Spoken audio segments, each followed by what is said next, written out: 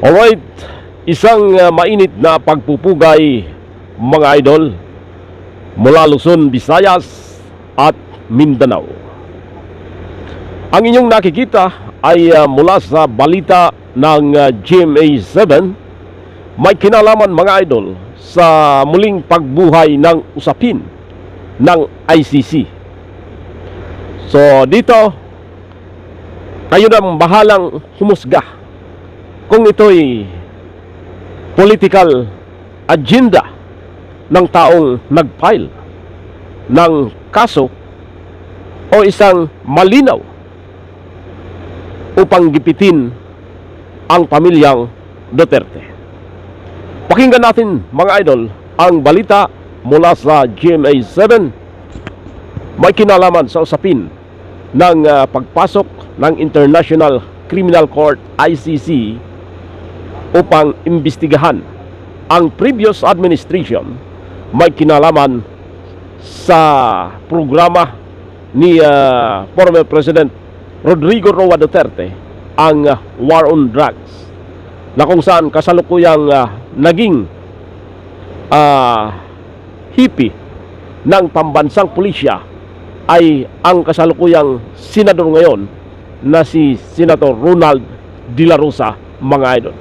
So check this out mga idol, and bibigyan natin ng opinion base sa ating nalalaman.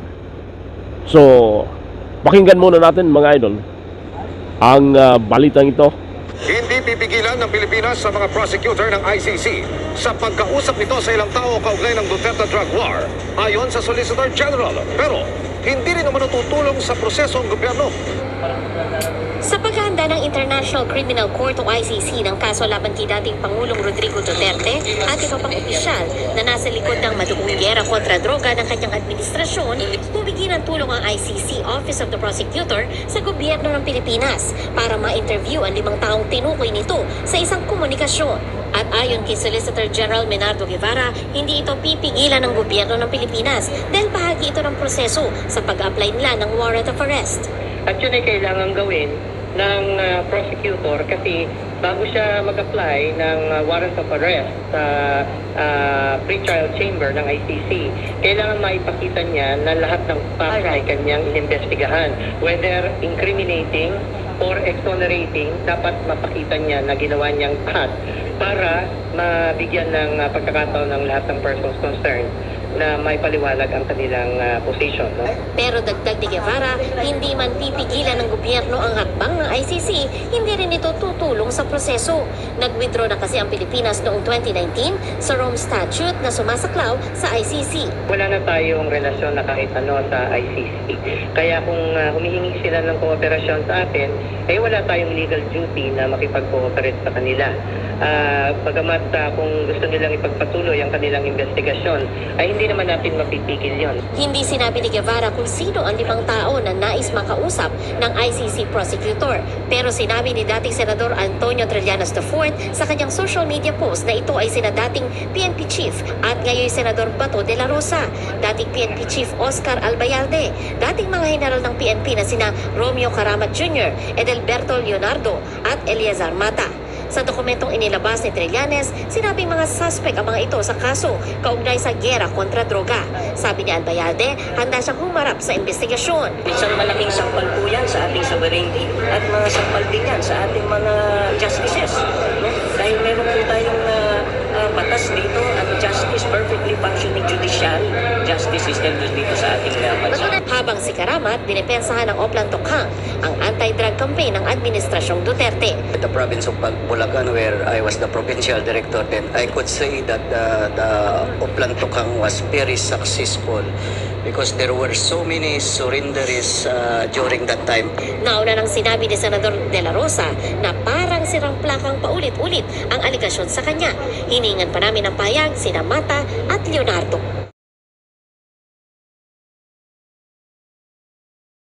So yan mga idol, malinaw na ang source ng balita ng GMA7 ay mismong si Antonio Trillanes. Just because according to GMA reporter, nalaman nila sa isa sa mga post ni Antonio Trillanes, na gustong kasuhan, sampahan ng kaso ang mga general during the time of previous administration Rodrigo Roa Duterte. Bakit mainit ngayon ang usapin ng International Criminal Court investigation? Ang tanong ko lang, oy, mga kababayan nating Bicolana, alam nyo naman, si Trillanes ay Bicolano yan. Si Laila de Lima, Bicolana yan. Pero, sa tuwing sila ay may balak na tumakbo bilang senador, ito ba yung kanilang battleground na guluhin ang sambayanang Pilipino at mag-file ng kaso para mapag-usapan ng taong bayan? Ibig sabihin, mga idol, sila mismo ay walang bilib sa kanilang mga sarili in terms of presentation ng kanilang mga platform of government. Ngayon pa lang alam na ng taong bayan na itong ginagawa ni Trillanes ay malinaw na propaganda lang para sa kanyang pagnanais na tumakbo bilang senador. Ano bang mapapala natin kung ito yung battleground ni Trillanes? Ito lang ba yung alam niyang pwedeng pag-usapan? Ito lang ba yung alam niya para makakuha ng atensyon sa taong bayan? Tayo naman mga Pilipino, matalino tayo mga idol pagdating sa mga pagpili ng isang politiko. Sabi ko nga, kung ganito rin lang naman yung magiging leader natin, sabi ko nga mga idol, kung ganito lang naman yung mga magiging kandidato para senador, na wala namang may pagmamalaki sa taong bayan, ano pa yung dahilan para sila'y ilagay sa posisyon? Ito lang ba alam nilang paraan para mapag-usapan? O gusto lang nilang magpasikat sa taong bayan? Nakisyo ito si Trillanes, itong grupo ni Magdalo ay ganito. And sa hanay naman ng mga kababayan natin ay sawang-sawa na sa ganitong sistema ng political agenda, political propaganda para makakuha ng atensyon sa taong bayan sa darating na eleksyon. And alam ng taong bayan na hindi na kapanipaniwala at hindi na kabilib-bilib ang kanyang ginagawa. Ito namang gumagawa nito, itong si Trillanes at mga kasamahan nila, parang utak talangka rin yung sistema. Alam ng taong bayan na ayaw nila ng mga ganong sistema ng political propaganda, political strategy para mapag-usapan at ma-highlight sa pahayagan sa mga Facebook, sa social network. Pero para sa atin, non-bearing na yung mga ganitong usapin. Ito lang ba yung alam niyang pwedeng mapansin siya?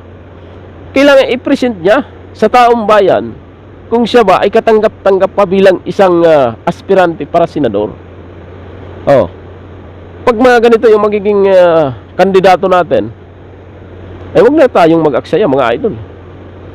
Kailangan natin yung presentation of good platform of government, to encourage the Filipino people to vote. Just because the Filipino masses, mga idol, ay naniniwala sa kanyang mga agenda na maganda ito para sa taong bayan. At may maganda itong maidudulot sa ating bansang sinilangan, ang bansang Pilipinas. Pero kung ganito lang naman, andyan na si Lagman, andyan na si Risa Hontiveros, andyan na Dadagdag pa ito si De Lima, si Trillanes. Abay, ano bang hinahanap natin sa ating gobyerno, mga idol? Pagkakaisa ba? Pag-unlad ba yung gusto nating makamtan? O pagkawatak-watak? Magpapataasan na lang ng kanya-kanyang ihi.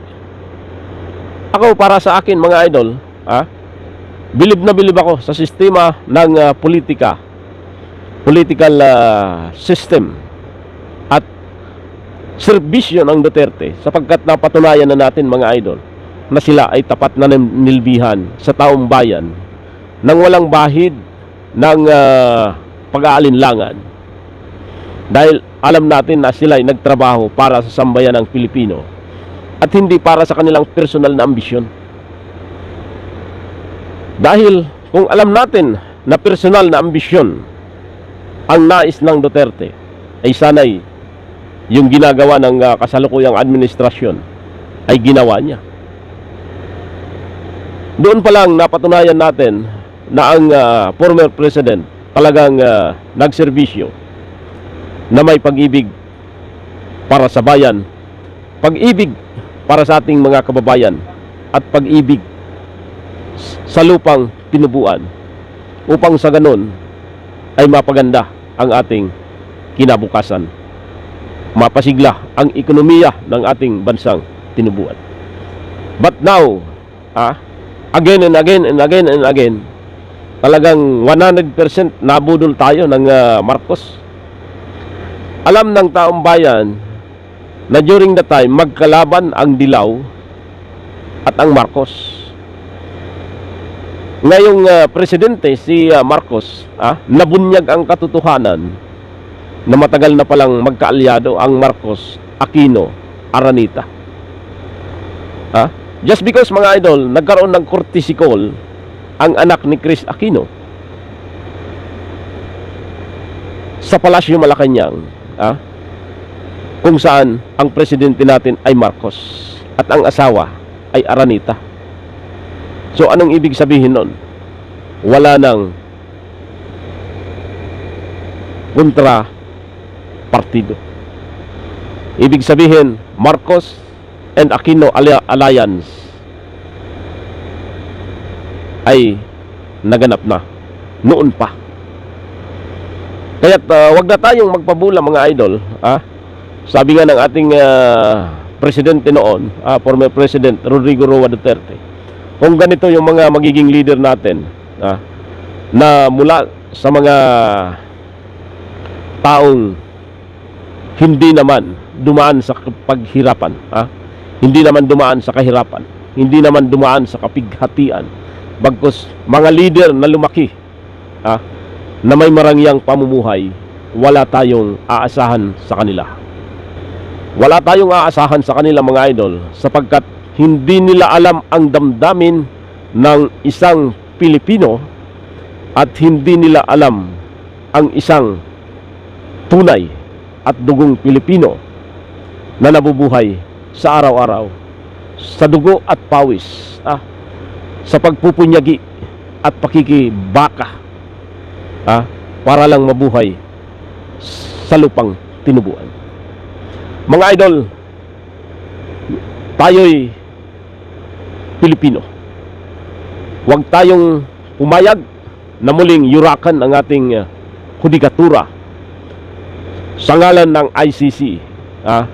Huwag tayong pumayag dahil lang sa kapritso ng ilang politiko na nais magbalik sa posisyon, ay ginagamit ang ICC para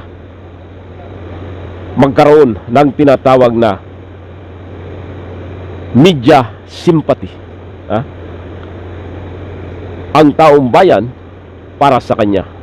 Gumising na tayo, mga idol. Huwag na tayong matulog ng matulog sa mga huling pagkakataon. Piliin natin ang mga leader na tunay na may pag-ibig sa taong bayan. Mga leader na tunay na may malasakit sa bansang tinubuan. Mga leader na gumagawa at nagpapaunlad ng ating lipunan.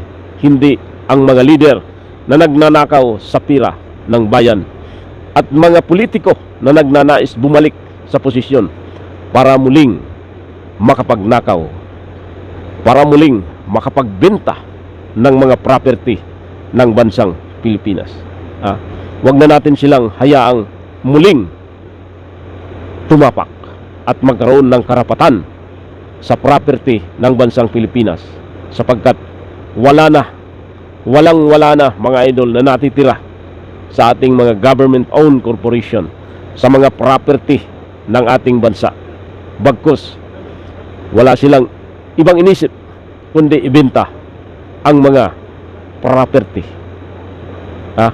ng bansang Pilipinas sa mga dayuhan at kapitalista na magbubunga at magdadala sa atin ng kapahamakan, pagkakaroon ng karapatan upang supilin ang ating karapatan dahil lang sa mga property na ibenta o maibibinta pa o ibibinta pa kung sila ay makabalik sa pwesto.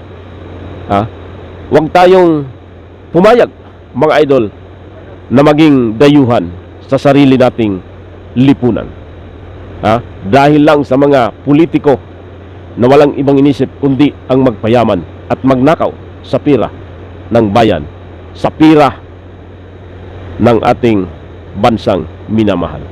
Magandang gabi sa inyong lahat, mga kaibigan, at salamat sa ating mga nanonood, sa ating mga kapwa Pilipino na nakakapanood ng ating YouTube channel.